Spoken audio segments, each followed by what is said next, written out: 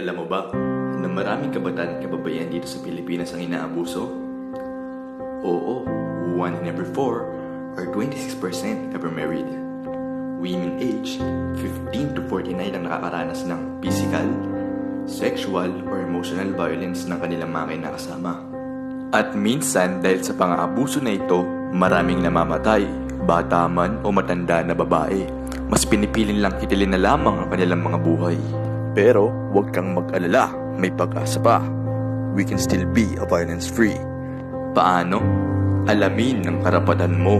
Republic Act No. 9262 ay ginawa laban sa karahasan sa kababaihan at sa kanilang mga anak o anti-BAUSI. May 3 klase na protection order na ito. Una, Barangay Protection Order. Ang protection order na ito na inisyu ng barangay laban sa nangaabuso na iniuutusan siyang itigil ang anumang pisikal na pananakit o pagbabanta sa babae o sa kanyang mga anak. May bisa rin ito ng 15 araw na maaaring i-renew at may bisa sa loob ng barangay. Pangalawa, gawain ng barangay officials. Tanggapin ang daing ng biktima sa punong barangay. Pairali ng protection order. Tulungan ng biktima sa pagkuha ng kanyang gamit o pagtalaga muli sa kanyang tirahan. Iwasan ang pag-areglo sa mga kasong BAUSI. Pangatlo, temporary protection order.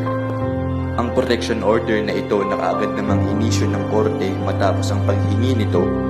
Kung sa palagay ng korte ay dapat itong ibigay, hindi nito kailangan ng pagdinig.